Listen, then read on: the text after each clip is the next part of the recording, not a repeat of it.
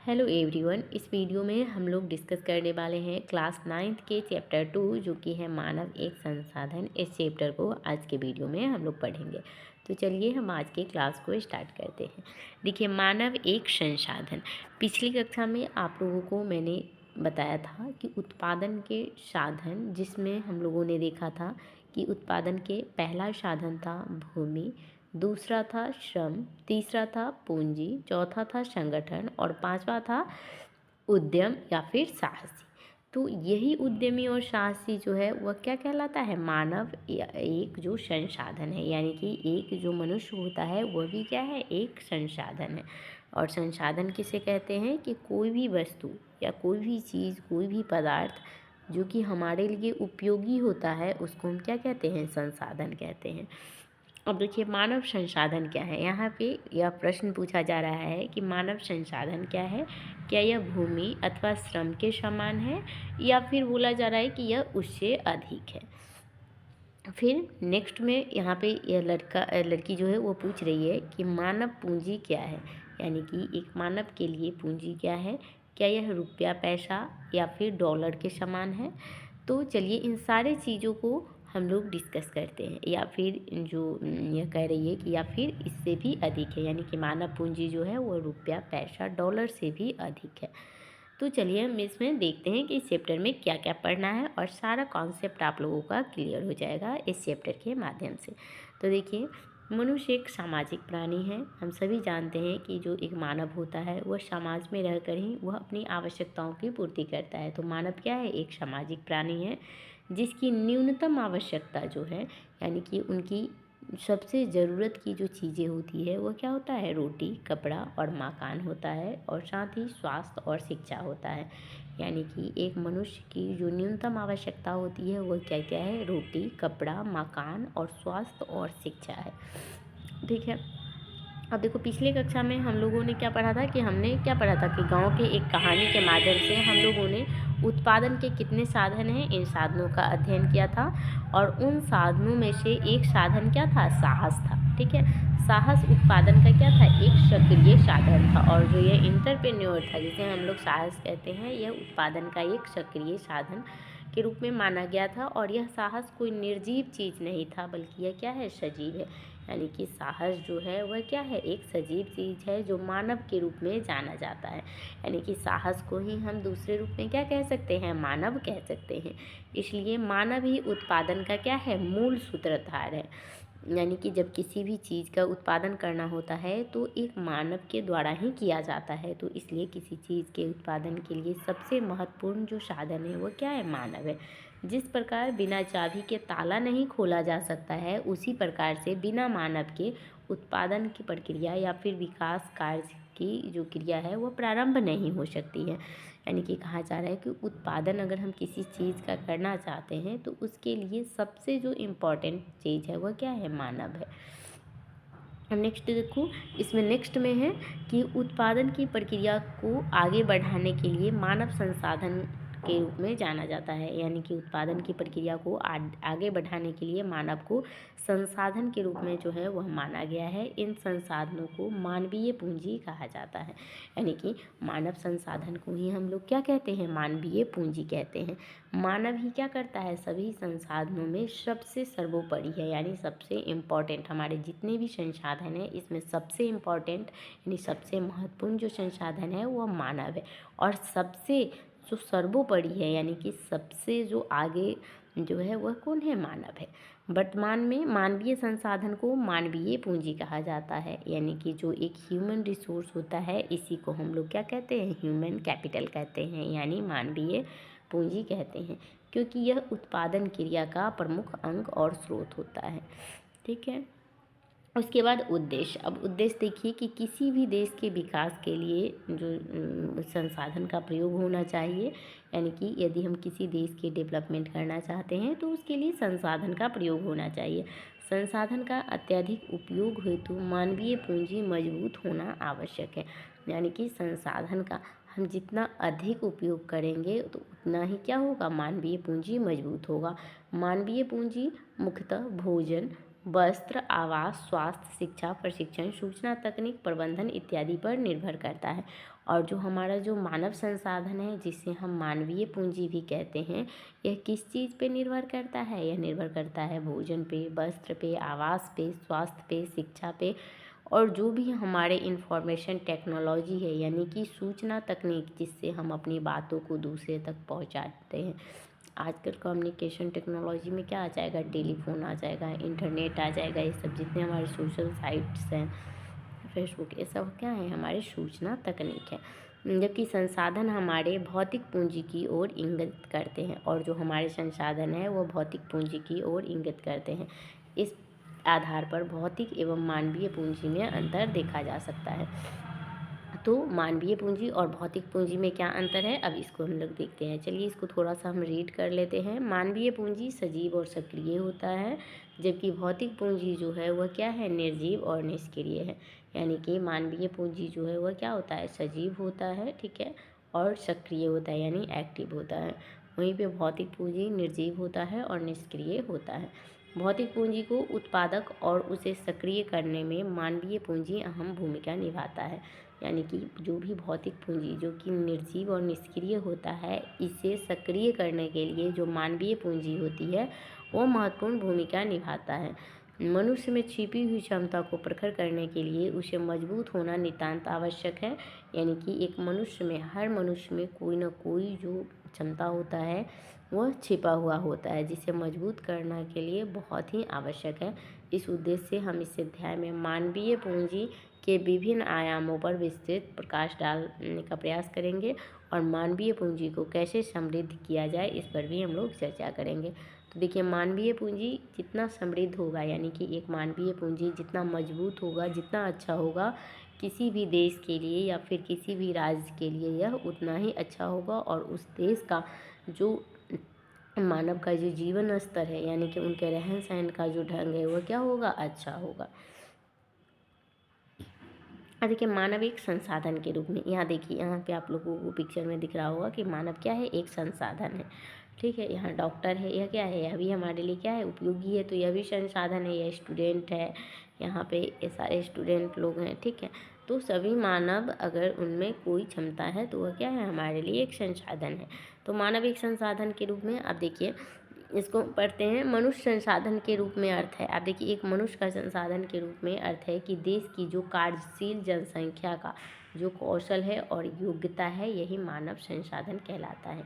यानी कि किसी भी देश की जो जनसंख्या है, यदि उस जनसंख्या के पास कोई स्किल है, यानी कि किसी भी काम को अच्छे ढंग से करने का उनमें कौशल है, और उनकी योग्यताएं हैं कि वह उस काम को अच्छे ढंग से कर पाता है, तो वही जनसंख्या क्या बन जाता है? संसाधन बन जाता है। जब व्यक्ति राष्ट्रीय उत्पादक के सृजन में अधिक योगदान करने की दृष्टि से योग्यताएं और कौशल प्राप्त कर लेता है, तो वह संसाधन बन जाता है। यानी कि जब कोई भी व्यक्ति राष्ट्रीय उत्पादक, यानी कि जो हमारा नेशनल इनकम है, ठीक है, इसको बनाने के लिए अधिक योगदान करने की दृष्टि से जब वह अधिक योग्यताएं हासिल करता है, किसी काम में वह कौशल प्राप्त कर लेता है, तो वही मानव क्या कहलाता है? संसाधन कहलाता है। जब भी व्यक्ति में शिक्षा, स्वास्थ्य और प्रशिक्षण के रूप में निवेश किया जाता है, तो वह प्रशिक्षण, दक्षता एवं कौशल हासिल कर लेता है, तो वह व्यक्ति राष्ट्र की जो है वह संपत्ति बन जाता है। यानी कि एक मनुष्य जब अच्छी शिक्षा प्राप्त कर लेता है, अच्छा स्वास्थ्य उसका होगा, वह अच्छा प्रशिक्षण ले लेगा किसी भी कार्य में, ठीक है, तो ये सब चीज़ें जब वह प्राप्त कर लेता है, तो वह व्यक्ति किसी भी देश के लिए, यानी किसी भी राष्ट्र के लिए क्या बन जाता है? एक तरह का एसेट्स हो गया, यानी कि संपत्ति बन जाता है। ऐसी स्थिति में वह संसाधन के रूप में परिवर्तित हो जाता है, और ऐसी स्थिति में वह मानव जो है वह क्या है? संसाधन बन जाता है। और जो अशिक्षित लोग होते हैं, या जो अप्रशिक्षित लोग हैं, अज्ञानी हैं, अकुशल हैं, अस्वस्थ हैं, कमज़ोर व्यक्ति की अपेक्षा शिक्षित, प्रशिक्षित, कुशल, ज्ञानी, विशिष्टता प्राप्त व्यक्ति की उत्पादकता अधिक होती है, और वह अर्थव्यवस्था में, यानी कि भारत की इकोनॉमी जो है इसमें, यानी कि किसी भी देश में धन अर्जन करने में जो है वह विकास में उसका महत्वपूर्ण योगदान होता है। अब देखो, यहाँ क्या है कि तुम एक महत्वपूर्ण संसाधन हो, यानी कि तुम लोग भी क्या हो, तुम लोग भी क्या हो, एक संसाधन हो जिसे शिक्षा प्रदान कर एक महत्वपूर्ण मानवीय पूंजी के रूप में परिवर्तित किया जा रहा है। यानी कि तुम सभी जो वो भी एक संसाधन हो। अब कैसे, तुम्हें अच्छी शिक्षा मिल रही है तो यह क्या होगा कि अच्छी शिक्षा जो मिल रही है यह क्या है कि तुम लोगों को जब अच्छी शिक्षा प्राप्त कर लोगे तो यह तुम्हारे लिए क्या बन जाएगा, मानवीय पूंजी बन जाएगा। इस देश के द्वारा तुम्हें देश की उत्पादन क्षमता के केंद्र में रहोगे। यानी कि इस शिक्षा के द्वारा, यानी जो शिक्षा तुम अभी प्राप्त कर रहे हो इसके द्वारा देश की जो उत्पादन क्षमता है, यानी कि हमारा देश का जो प्रोडक्शन कैपेसिटी है, इस देश की प्रोडक्शन कैपेसिटी के आप लोग केंद्र में रहिएगा। जैसे तुम ही लोग में से कोई क्या बन जाएगा, डॉक्टर बनेगा, इंजीनियर बनेगा, कोई मैनेजर बनेगा या फिर कोई शिक्षक बनेगा, तो वह क्या है, एक महत्वपूर्ण संसाधन है और महत्वपूर्ण संसाधन बनकर देश के विकास में महत्वपूर्ण भूमिका निभाओगे तुम सभी। अब देखो, उदाहरण स्वरूप जिस प्रकार किसी एक देश अपने भौतिक संसाधनों को कारखाना के माध्यम से भौतिक पूंजी में परिवर्तित कर देता है, उसी प्रकार जो है वह छात्र रूपी मानव संसाधन को जो है वह क्या करते हैं, अभियंता बना देते हैं, यानी इंजीनियर, डॉक्टर, शिक्षक, वकील आदि में परिवर्तित कर देता है। मानव को संसाधन के रूप में परिवर्तित करने के लिए उसमें निवेश की आवश्यकता पड़ती है। निवेश के स्वरूप में भोजन। अब देखो, मानवीय संसाधन को जो है, मानव को संसाधन के रूप में परिवर्तित करने के लिए जो है उसमें इन्वेस्टमेंट का ज़रूरत पड़ता है। अब किस चीज़ का इन्वेस्ट करना पड़ेगा, तो उसे अच्छी भोजन मिले, अच्छा वस्त्र मिले, आवास मिले, अच्छी स्वास्थ्य, अच्छी शिक्षा, अच्छा ट्रेनिंग दिया जाना आवश्यक है। और मानव को शिक्षा एवं प्रशिक्षण के द्वारा जो है वह संसाधन के रूप में दिखाया गया है। अब देखो, जैसे यहाँ पे मानवीय पूंजी। अब देखो, मानवीय पूंजी क्या है, तो यहाँ पे एक डॉक्टर, ये मरीज है और ये डॉक्टर है, ये इलाज कर रहा है, तो एक मानवीय पूंजी कौन है, यहाँ पे डॉक्टर हो गया, ठीक है। उसके बाद दूसरा यहाँ देखो, ये जो है ये अमीन है और ये देख रहा है, तो यह क्या हो जाएगा, अभी इसके लिए मानवीय पूंजी है। फिर यहाँ दर्जी है, सिलाई कर रहा है, तो यह भी क्या है, एक संसाधन है और यह मानवीय पूंजी है इसकी, ठीक है। उसके बाद यहाँ एक टीचर हैं जो कि पढ़ा रहे हैं, तो यह भी क्या है, मानवीय पूंजी है, ठीक है। ये इनके लिए मानवीय पूंजी है सब कार्य। अब देखो, अब तुमने मानव संसाधन के बारे में पढ़ा है और उसके महत्व को समझा है, परंतु मानव पूंजी और भौतिक पूंजी में किस प्रकार भिन्न है, अब हम इसे जानने का प्रयास करेंगे। अब देखो, भौतिक पूंजी एवं मानवीय पूंजी दोनों ही निवेश का परिणाम है। यानी कि भौतिक पूंजी में भी हमें पैसा लगाना पड़ता है, यानी इन्वेस्टमेंट करना पड़ता है, और जो मानवीय पूंजी होता है इसमें भी इन्वेस्टमेंट करना पड़ता है, परंतु दोनों के बीच कुछ अंतर है। इन्हें निम्न प्रकार से दर्शाया जा सकता है। अब मानवीय पूंजी एवं भौतिक पूंजी में अंतर। मानवीय पूंजी और भौतिक पूंजी दोनों निवेश का परिणाम होता है, लेकिन दोनों के बीच कुछ अंतर है जिन्हें निम्न प्रकार से व्यक्त किया जा सकता है। अब भौतिक पूंजी उत्पादन का निष्क्रिय साधन है, यानी कि जो हमारा फिजिकल कैपिटल होता है यह उत्पादन का क्या है, पैसिव रिसोर्स है। वहीं पे जो मानवीय पूंजी है वह एक्टिव रिसोर्स होता है। दूसरा है, भौतिक पूंजी मूर्त होती है, यानी कि इसे हम देख छू सकते हैं और इसे बाजार में ले जाकर हम लोग बेच भी सकते हैं। वहीं पे मानवीय पूंजी जो है वह अमूर्त होती है, यानी कि दिखाई नहीं देती है और इसे हम छू नहीं सकते हैं, ठीक है। जिसे बाजार में बेचा नहीं जा सकता है। केवल मानवीय पूंजी को सेवाओं में खरीदा या बेचा जा सकता है। अब मानवीय पूंजी क्या है, जैसे एक मानव है, वह शिक्षा ग्रहण करके और वह क्या बन गया, डॉक्टर बन गया, ठीक है। तो डॉक्टर जो है वह क्या करेगा कि वह अपने किसी सामान को ले जाके बेचता नहीं है, बल्कि क्या करता है, वह अपनी जो सर्विस है वो लोगों को देता है, ठीक है, और बदले में वह पैसा अर्न करता है। तो वह अपनी सेवाओं को खरीद सकता है, या फिर उसकी सेवाओं को हम खरीद सकते हैं, या फिर उसको वह अपनी सेवाओं को बेच सकता है। उसके बाद है, भौतिक पूंजी को इसके स्वामी से अलग किया जा सकता है, यानी कि जो हमारा फिजिकल कैपिटल है इसके ओनर से इसको अलग किया जा सकता है। जैसे कोई मशीनरी है, इसको जब हम खरीद लेते हैं तो इस पर अधिकार किसका हो जाता है, खरीदने वाले का, और इसका मालिक से इससे अलग किया जा सकता है। लेकिन मानवीय पूंजी को इसके स्वामी से अलग नहीं किया जा सकता है। कैसे, जैसे एक डॉक्टर है, एक डॉक्टर अपने सेवा को बेचा, लेकिन क्या हम जो वह सर्विस दे रहा है क्या वह उससे अलग हो जाएगा? नहीं, वह हमें वह चीज़ दे देगा, फिर वह यही चीज़ दूसरे व्यक्ति को भी देगा। ठीक है, तो मानवीय पूंजी जो है वह इसके स्वामी से अलग नहीं किया जा सकता है। वहीं नेक्स्ट पॉइंट है कि भौतिक पूंजी देश के अंदर पूर्णतः गतिशील होता है, यानी कि भौतिक पूंजी जो होता है वह उसे हम एक जगह से दूसरी जगह पर ले जा सकते हैं। वहीं जो मानवीय पूंजी होती है वो पूर्णतः गतिशील नहीं होती है। ये किसी भी देश का, ठीक है, और किसी भी संस्कृति से यह बाधित होती है। भौतिक पूंजी में समय के साथ लगातार प्रयोग होने के कारण इसमें ह्रास होता है, यानी कि जो हमारा भौतिक पूंजी होता है इसमें समय के साथ लगातार प्रयोग होने के कारण क्या होता है, इसमें डेप्रिसिएशन होता है, यानी कमी होता है। जैसे कि कोई मशीनरी है उसका हम यूज करते हैं तो वह दिनों दिन क्या होता है, उसमें कमी आती है, यानी वह पुराना होते जाता है। ठीक है, यानी या फिर उसका कुछ पार्ट जो है वह काम मतलब ख़राब हो जाता है, तो इसमें क्या होता है कि कमी आता है। लेकिन मानवीय पूंजी क्या होता है कि उम्र बढ़ने के साथ इसमें ह्रास हो सकता है, लेकिन शिक्षा और स्वास्थ्य के लगातार निवेश से इसमें क्षतिपूर्ति जो है वह की जा सकती है। भौतिक पूंजी से इसके स्वामी को लाभ होता है, यानी कि जो हमारा फिजिकल कैपिटल है इससे स्वामी को निजी लाभ होता है। वहीं पे मानवीय पूंजी से इसके स्वामी को निजी लाभ होता है। ठीक है, तथा साथ ही समाज को सामाजिक लाभ भी होता है। मानवीय पूंजी निर्माण अथवा मानवीय संसाधनों का विकास। अब चलिए हम इसको डिस्कस करते हैं। तो देखिए, मानव का संसाधन के रूप में परिवर्तन शिक्षा, स्वास्थ्य, प्रशिक्षण, सूचना तकनीक इत्यादि के द्वारा। अब देखिए, पूंजी के दो रूप होते हैं, भौतिक पूंजी, दूसरा है मानवीय पूंजी।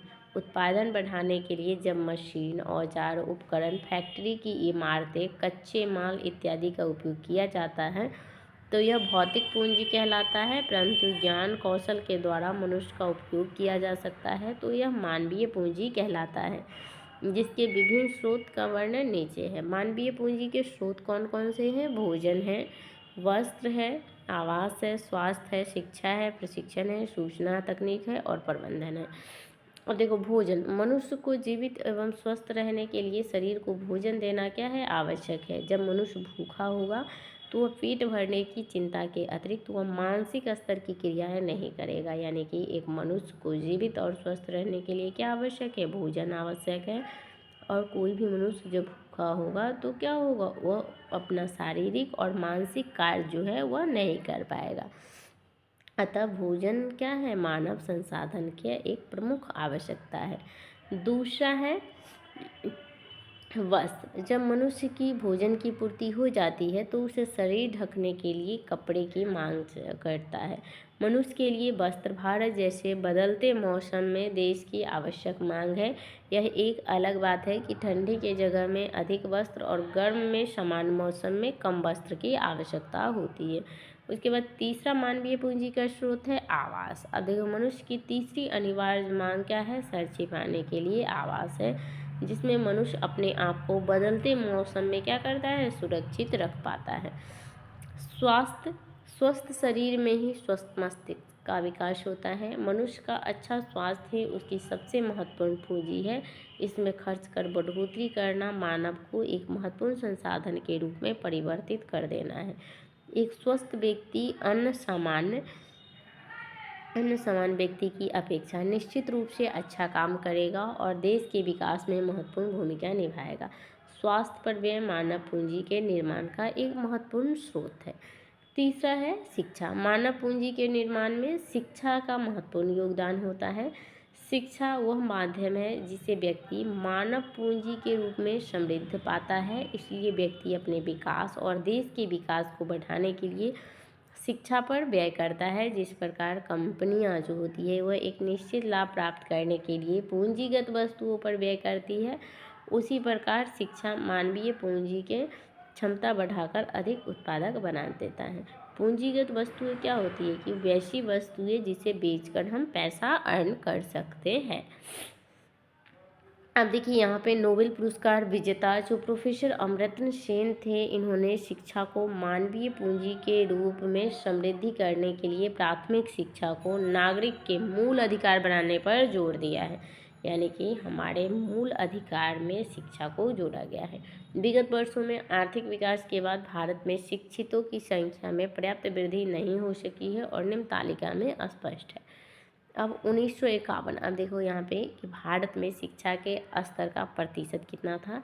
तो 1951 में प्रति व्यक्ति जो था 18.3% था, महिलाओं में 8.9 था और पुरुषों में 27 था। वहीं 2001 में 65 था प्रति व्यक्ति, पुरुष 75 है और महिला का 54 था। ठीक है, और यहाँ पे भी आप इस सारणी से देख सकते हैं कि 1951 में यहाँ पे ब्लू कलर से व्यक्ति को दर्शाया गया है, ग्रीन से पुरुष को और महिला को रेड से दर्शाया गया है। उपयुक्त सारणी के आरेख से स्पष्ट है कि देश की साक्षरता दर में प्रति दशक वृद्धि हुई है, फिर भी महिलाओं की तुलना में पुरुष क्या है, अधिक साक्षर हैं।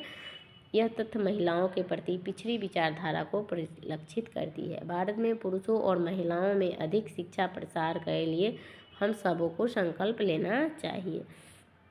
रेशम कीट पालन कार्यक्रम में प्रशिक्षण देते हुए अधिकारी। अब देखो यहाँ पे प्रशिक्षण मिल रहा है। अब देखो प्रशिक्षण क्या है, शिक्षा के द्वारा हम सिर्फ किताबी ज्ञान पढ़ा पाते हैं।